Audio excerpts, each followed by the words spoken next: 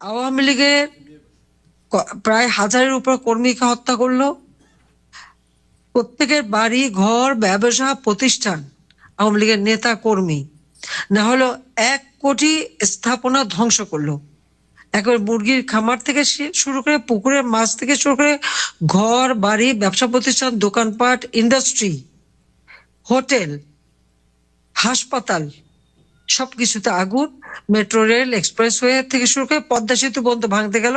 Hanif flyover পর্যন্ত তারা ভাঙলো। রাস্তাঘাট BTV office BTV Bangladesh television আমাদের সেতু ভবন সড়ক ভবন থেকে শুরু করে এমনকি দুর্যোগ মন্ত্রণালয়ের ভবন কোনোটাই বাদ দিল না, সব জায়গায় আগুন দিয়ে পোড়াতে শুরু করলো। আর সাথে সাথে আওয়ামী লীগের নেতাকর্মী হত্যা, সাধারণ মানুষ হত্যা। এই ঘটনার মধ্য থেকেই তার মেটিকুলাসলি ডিজাইনের 1 নাম্বার 2 নাম্বার ছিল বঙ্গবন্ধু ভবন, গণভবন এবং সুধা সদন, গুলশানে রেহানার বাসা থেকে শুরু করে আমাদের সংসদ ভবন জ্বালাও পোড়াও লুটপাট এবং আমাকে আর রেহানাকে হত্যা করা। সেটা আপনারা দেখেছেন কিভাবে হত্যা করার প্ল্যান সে করেছিল, কত রকমের ভাবে তাদের প্ল্যান। আমি জানি না ঠিক, আমার বারবার মনে হয় 15ই আগস্ট আমরা 2 বোন বিদেশে ছিলাম, বেঁচে গেলাম, বাংলাদেশে ফিরলাম। বারবার তো আমাকে মৃত্যুর মুখে যেতে হয়েছে, সরাসরি গুলি। সেই 24শে জানুয়ারি 88 সালে আমাকে সরাসরি গুলি করা হলো। এভাবে প্রতি মুহূর্ত বারবার আমার উপরে হামলা হয়েছে। কোটালীপাড়া সেই 76 কেজি বোমা পুঁতে রাখা হলো। 21শে আগস্ট প্রকাশ্য দিবালোকে গ্রেনেড হামলা, 13টা আরজেস গ্রেনেড মারা হলো। আইবি রহমান সহ আমাদের আইবি রহমান তাছাড়া অন দ্য স্পট 24 জন মানুষ মারা গেল। আর তারপরে আইবি রহমান সহ আমাদের আরো 20-25 জন নেতা কর্মী আহত হয়ে পরবর্তীতে ধীরে ধীরে মৃত্যুর মুখে ঢলে পড়লো। প্রায় 600-700 নেতাকর্মী সকলের শরীরে কিন্তু বুলেট বিদ্ধ। তাদের কোনো মতে আমরা চিকিৎসা করলাম, অনেকেই তো পঙ্গু হয়ে গেছে। বঙ্গবন্ধু মেমোরিয়াল ট্রাস্ট থেকে তাদের চিকিৎসা ব্যবস্থা, ছাত্রছাত্রীদের বৃত্তি দেই আমরা। প্রায় 1400-1500 ছাত্রছাত্রী এবং প্রায় 1800 লোক এই ট্রাস্টের থেকে সহযোগিতা পেয়ে থাকে।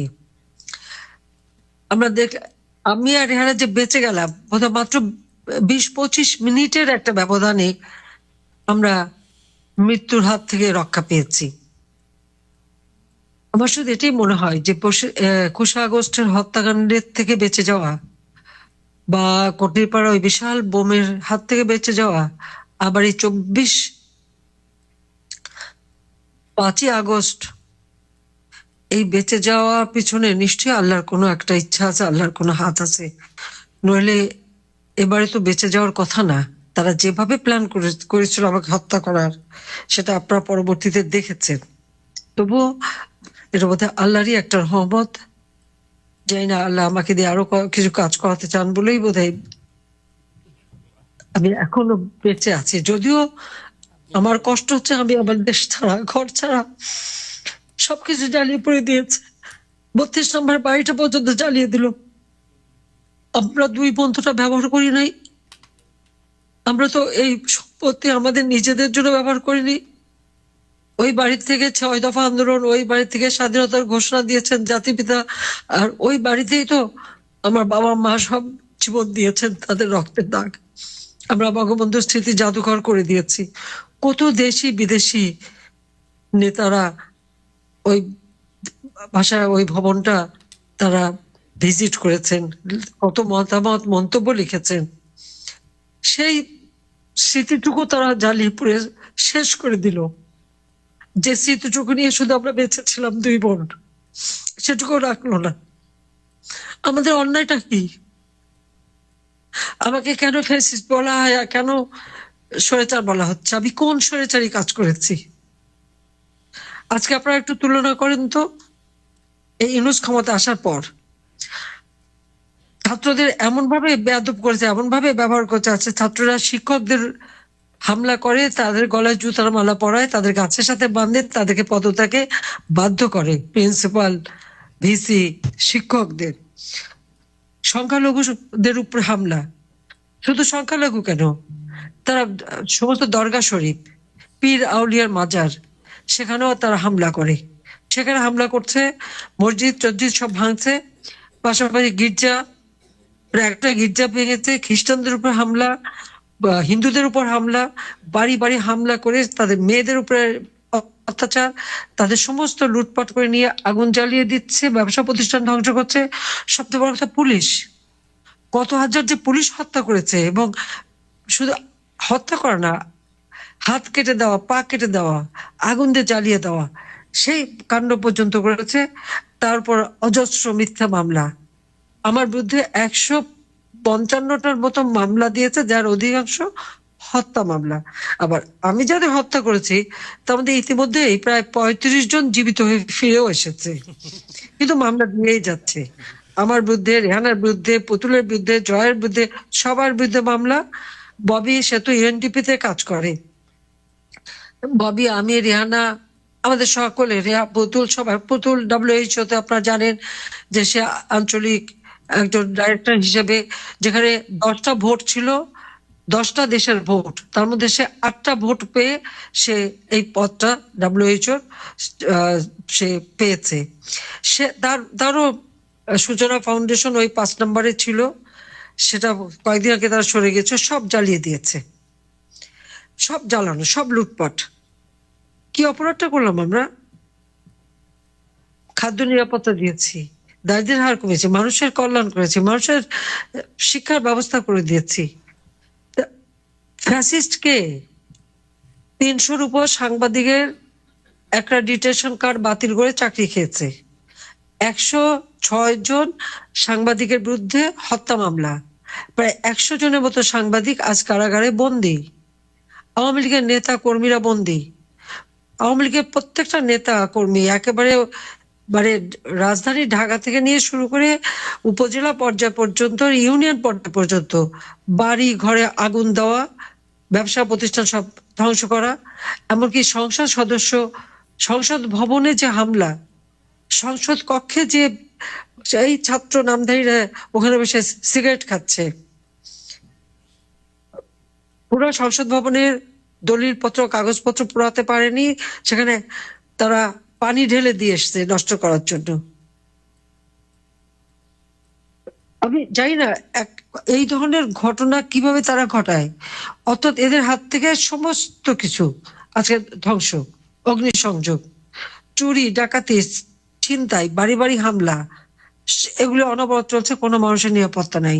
নিত্য প্রয়োজনীয় মূল্যের দাম যেভাবে বৃদ্ধি পেয়েছে, আজকে ইনফ্লেশন, হ্যাঁ আমার সময় নাকি দাম বেড়ে গেছিল, তাই নাকি লোক খুব খারাপ অবস্থা ছিল, এখন তো দ্বিগুণ দাম বেড়ে গেছে, প্রায় 14%-এর কাছাকাছি হচ্ছে ইনফ্লেশন প্রত্যেক খাবার জিনিসেরই, আর অন্য জিনিসের দাম তো বেড়েছে।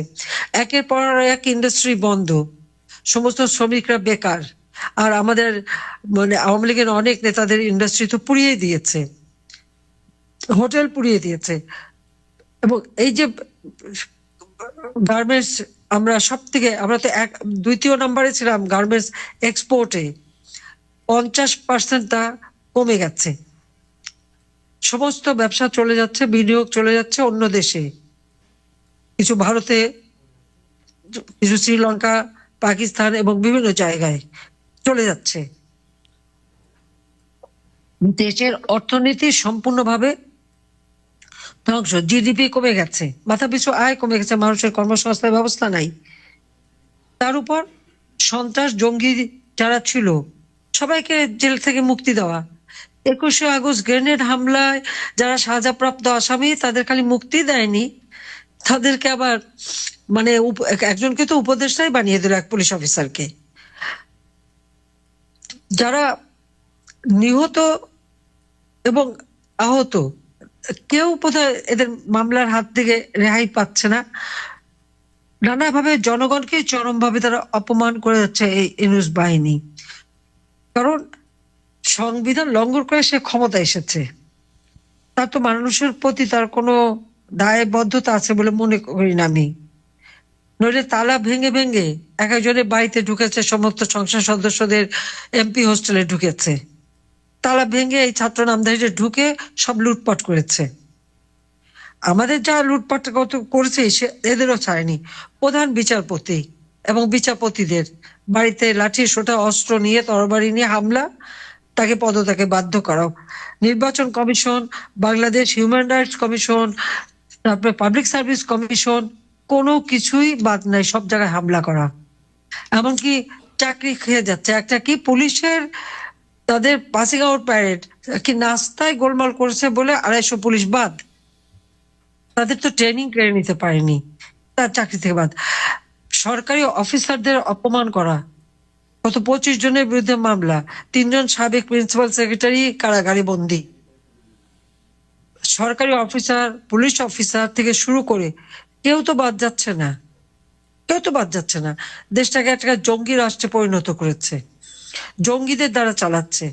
হলি আর্টিজানে যখন আক্রমণ হলো, আমরা সেটা মোকাবেলা করে তাদেরকে বিচার করলাম, সাজাপ্রাপ্ত আসামি।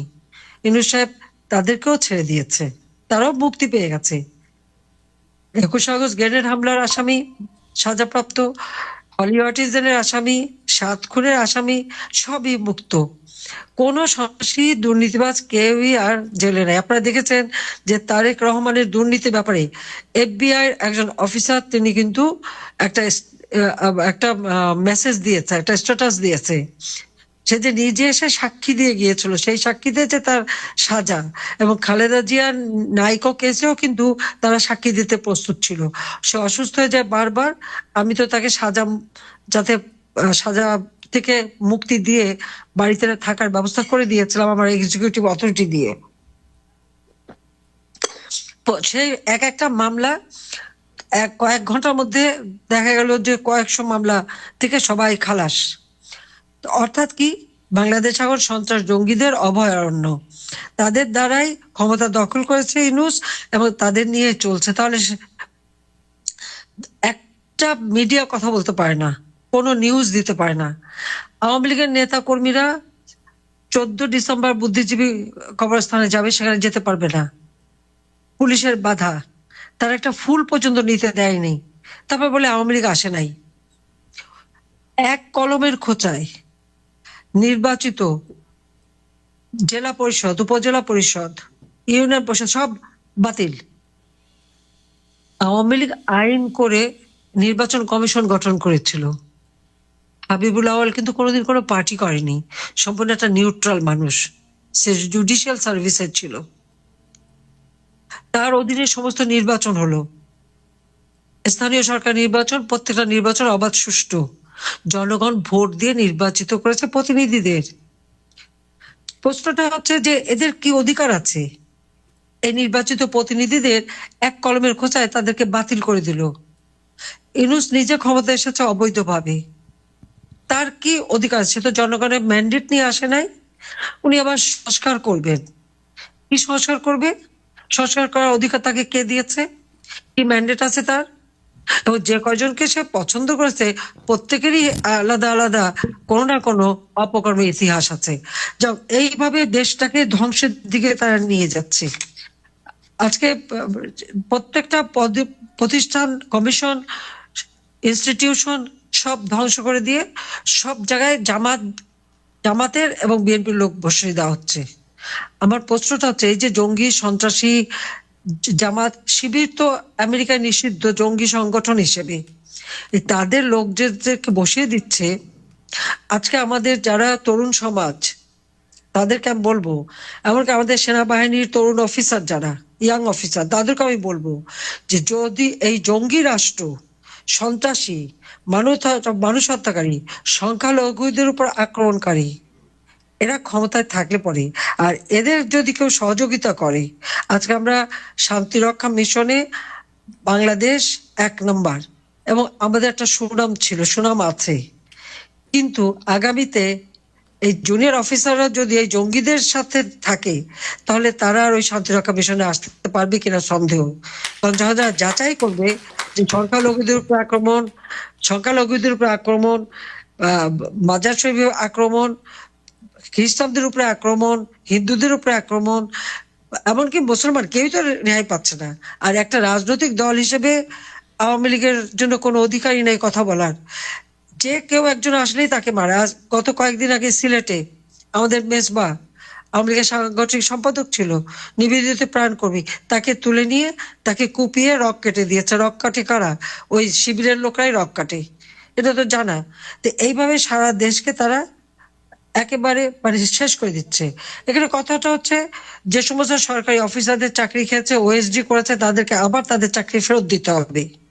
যত মিথ্যা মামলা দেওয়া হয়েছে এই আওয়ামী লীগের নেতা কর্মী এবং মুক্তিযোদ্ধাদের বিরুদ্ধে, আবার সেই তাদেরকে আবার পুনর্বাসন করতে হবে, সমস্ত মিথ্যা মামলা প্রত্যাহার করতে হবে। এবং নির্বাচিত স্থানীয় সরকার প্রতিনিধি, জনপ্রতিনিধি, তাদের এক কলমের খোঁচায় বাদ দেওয়া যায় না, তাদেরকে আবার শপথে বহাল রাখতে হবে। পুলিশ হত্যার বিচার করতে হবে। আওয়ামী লীগ হিন্দু, বৌদ্ধ, খ্রিস্টান এবং মাজার শরীফ, দরগা শরীফ, যেখানে যেখানে যত ভাঙচুর যা করেছে, যারা করেছে তাদের বিচার করতে হবে। কারণ সংবিধান লঙ্ঘন করে ক্ষমতা এসে যে সমস্ত মানে নির্দেশনা দিয়েছে তা কোনোটাই কার্যকর না। তার কারণ জনগণের ম্যান্ডেট নিয়ে ক্ষমতায় আসে নাই। কাজী আমাদের এটা স্পষ্ট যে দেশের মানুষ আজকে যে দুর্বিষহ জীবন যাপন করছে, চুরি ডাকাতি রাহাজানি বেড়ে গেছে, মানুষের জীবনের নিরাপত্তা দিতে হবে, কারণ নিরাপত্তা দিতে ব্যর্থ। কাজে এই সরকারের ক্ষমতায় থাকার কোনো অধিকার নাই। আজকে দেশের অর্থনীতি একেবারে ধ্বংসের দিকে নিয়ে গেছে। কাজে আমি এটুকুই বলবো সবাইকে যে আপনাদেরও ঐক্যবদ্ধ হতে হবে, আপনাদেরও আরো সোচ্চার হতে হবে যে এই দুর্নীতিবাজ সমস্ত টাকা মানি লন্ডারিং করে নিয়ে যাচ্ছে। এবং ইউনূসের দুর্নীতি কিন্তু বের হচ্ছে। গ্রামীণ ব্যাংক এবং গ্রামীণ ফোনের সমস্ত টাকা যে সে বিদেশে পাচার করেছে এবং লুটপাট করেছে এবং একটা তার পরিবার দিয়ে যে লুটে খেয়েছে, সেই তথ্যগুলি কিন্তু সব এখন বেরিয়ে আসছে। ইউনূস কিন্তু তার নিজের কোম্পানি, সেই কোম্পানির শ্রমিকরা তার বিরুদ্ধে মামলা করেছিল। তার কারণ আমাদের কোম্পানি আইনে আছে, লেবার আইনে আছে, যে কোনো একটা ব্যবসা প্রতিষ্ঠান সেই কোম্পানির যে প্রফিট হবে, প্রফিটের 5% লেবার ওয়েলফেয়ার ফান্ডে যাবে। কিন্তু এই সুদখোর সে মানুষ গরিবের পয়সা খেতে জানে কিন্তু দিতে জানে না। সে লেবারদের একটা টাকাও দেয়নি। লেবাররা যখন দাবি করলো তখন তাদেরকে চাকরি থেকে বরখাস্ত করলো। শুধু তাই না, লেবার লিডার তার ওই গ্রামীণ ফোনেরই সেখানে প্রেসিডেন্ট সেক্রেটারি দুইজনকে 3 কোটি টাকা করে ঘুষ দিল যাতে তারা আন্দোলন না করে। এবং নেগোসিয়েশনে সামান্য কিছু টাকা দিল, কিন্তু বাকি টাকা লেবারদের দেয়নি। লেবার কোর্টে লেবারদের মামলা চলতে থাকে এবং লেবার কোর্টের মামলায় 6 মাসের কিন্তু জেল হয়েছে এই লোকটার। সে কিন্তু লেবারদের মামলায় লেবার কোর্টে সাজাপ্রাপ্ত আসামি আজকে বাংলাদেশের ক্ষমতায় বসে আছে। কি আশ্চর্য ব্যাপার বাংলাদেশে! তাহলে ফ্যাসিবাদ, দুর্নীতিবাজ, স্বৈরাচার কে? একটা মিডিয়াও তো কোনো কথা বলতে পারে না, আর আমাকে তো একেবারে এমবার্গো করে দিয়েছে, আমার কোনো কথা নাকি প্রচার করা যাবেই না। খুব কায়দা করে সে সমস্ত জায়গাগুলি একেবারে ধ্বংস করে দিচ্ছে দেশটাকে। এই ধ্বংসের হাত থেকে দেশটাকে বাঁচাতে হবে। অবৈধভাবে ক্ষমতা দখলের দায় একদিন, এই ইউনূস গং তার সমন্বয়ক সবকটার বিচার ইনশাল্লাহ হবে। এটা সংবিধানের 7ম অনুচ্ছেদের গতে স্পষ্ট আছে।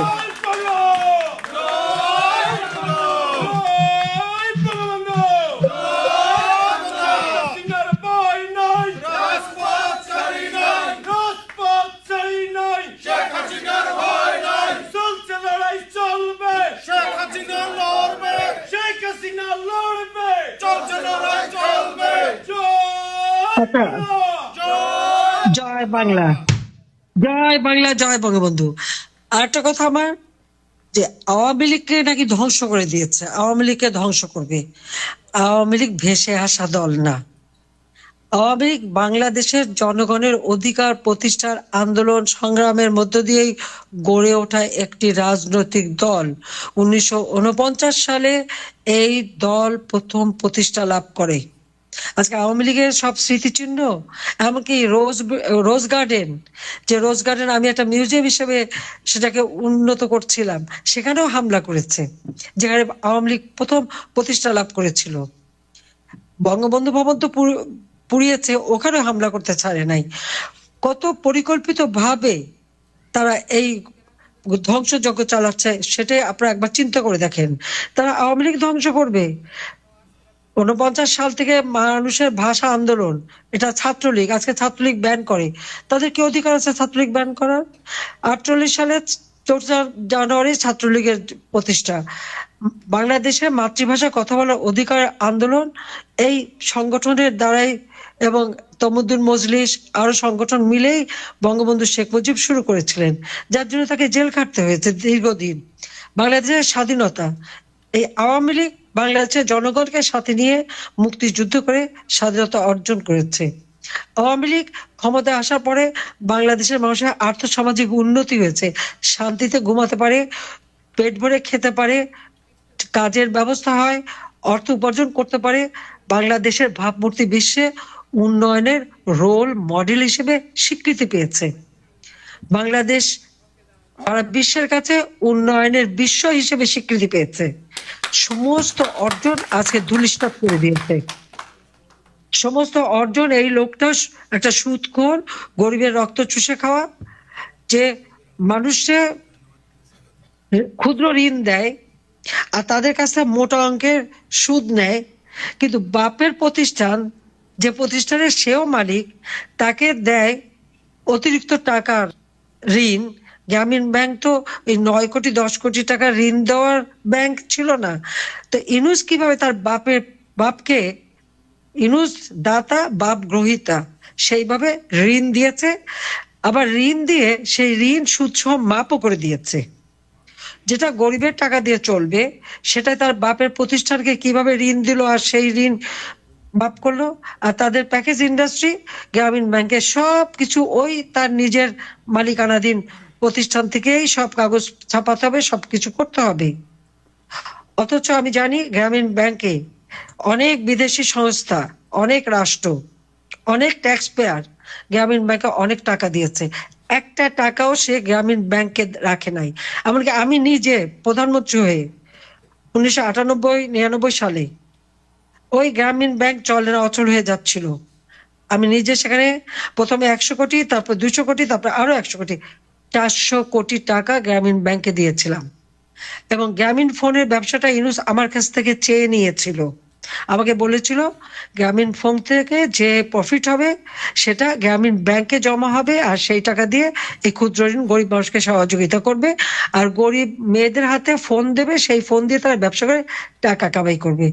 একটা পয়সাও দেয়নি, একটা টাকাও দেয়নি। আর যত ট্যাক্স পেয়াররা গ্রামীণ ব্যাংকে যত টাকা দিয়েছে, একটা টাকাও সে গ্রামীণ ব্যাংকে রাখে নাই, সেটা দিয়ে সে নতুন ব্যবসা প্রতিষ্ঠান করে তুলেছে। তার 54টা প্রতিষ্ঠান, ব্যবসা প্রতিষ্ঠান, সে ট্যাক্স দেয় না। 666 কোটি টাকার ট্যাক্স অনাদায়ী, সেই মামলার রায় হবার কথা ছিল 6 জুলাই। এই জন্য সে 6 আগস্ট 5ই আগস্ট সে আন্দোলন নিয়ে এসে ক্ষমতা থেকে হটিয়ে সে তার পরিবেশ তৈরি করে। 15 জুলাই থেকে যারা হত্যাকাণ্ড করেছে, যারা অগ্নিসংযোগ করেছে, যারা ধ্বংসাত্মক কাজ করেছে, সবাইকে ইনডেমনিটি দেওয়া হয়েছে। ইনডেমনিটি, এদের বিরুদ্ধে কোনো মামলা করা যাবে না। মানুষ হত্যা করেছে, পুলিশ হত্যা করেছে, আওয়ামী লীগ নেতা হত্যা করেছে, লাশ মানুষকে ঝুলিয়ে রেখে মেরেছে, হাজার হাজার মানুষকে হত্যা করলো যারা প্রকাশ্য দিবালোকে, তাদের বিচার করা যাবে না। সমস্ত প্রতিষ্ঠান, মেট্রো রেল থেকে শুরু করে সব যে আগুন দিয়ে জ্বালালো, তার বিচার হবে না। একটার পর একটা বঙ্গবন্ধু ভবন, সংসদ ভবন, গণভবন তো আমার সম্পত্তি না, এটা তো সরকারি, সেগুলি যারা ভেঙেছে তার বিচার হবে না, তাদেরকে ইনডেমনিটি দেওয়া হয়েছে। আমি একটা কথা স্পষ্ট বলে দিই, আমার আল্লাহর উপরে ভরসা আছে, আল্লাহর দোয়া আছে, এবং জনগণের উপরে ভরসা আছে, জনগণের দোয়া আছে। সাধারণ মানুষের আজকে হাহাকার। আজকে বাংলাদেশের মানুষকে ডাস্টবিন থেকে খাবার খেতে দেখে আমি চোখের পানি রাখতে পারি না, কারণ আমি তো এই বাংলাদেশ তৈরি করিনি। বাংলাদেশের প্রত্যেকটা মানুষ খাবার পেত, কেন ইউনূস এইভাবে আমার দেশের মানুষকে ক্ষতি করলো? কেন আজকে ডাস্টবিন থেকে মানুষকে খেতে হবে? তার জবাব তাকে দিতে হবে। আর ইন্ডেমনিটি দিয়েছে যাদের, ইনশাআল্লাহ ওই ইন্ডেমনিটি কাজে হবে না। অবৈধ সরকারের ঘোষণা কাজে লাগে না। তাদেরও বিচার একদিন বাংলা মাটিতে হবে। ইনশাআল্লাহ এই বিচার হবে। এবং সেই জন্যই আপনাদের আমি বলবো, আপনাদেরও যারা দেশের ভিতরে আছে তাদের সহযোগিতা করবেন, সাহায্য করবেন, তাদের পাশে দাঁড়ান। কারণ কারো কিছু নাই, সব নিঃস্ব করে দিয়েছে আওয়ামী লীগের সব নেতা কর্মীকে, বাংলাদেশের মানুষকে নিঃস্ব করে দিয়েছে, গরিবকে আরো গরিব করে দিচ্ছে। এই গরিব করার কেন জানেন? সব এনজিও দিয়ে সরকার গঠন করেছে না, তাদের ক্ষুদ্র ঋণের ব্যবসা মার খেয়ে যাচ্ছিল। কারণ আমি যে বয়স্ক ভাতা, বিধবা ভাতা, প্রতিবন্ধী ভাতা, তারপরে লেখাপড়ার বৃত্তি সবকিছু দিয়ে মানুষের জীবনমান উন্নত করে দিচ্ছিলাম, তাদের ওই ব্যবসার জন্যই আবার মানুষকে দরিদ্র করে দিচ্ছে। কাজে এটাকে ক্ষমতা থেকে যত দ্রুত হটানো যাবে ততই বাংলাদেশের মঙ্গল। আন্তর্জাতিকভাবে বাংলাদেশের ভাবমূর্তি যেখানে উন্নয়নের বিস্ময় রোল মডেল ছিল, আজকে সেই বাংলাদেশ জঙ্গির শাসন। এই জঙ্গিদের হাত থেকে দেশ মুক্ত করতে হবে। কাজে এই জঙ্গির নেতা, মেটিকুলাসলি ডিজাইন করা হত্যাকারী ফ্যাসিস্ট স্বৈরাচার ইউনূসকে ক্ষমতা থেকে হটিয়ে বাংলাদেশের মানুষের জীবনের শান্তি, নিরাপত্তা, অর্থনৈতিক উন্নতি নিশ্চিত করবো ইনশাআল্লাহ। আজকের দিনে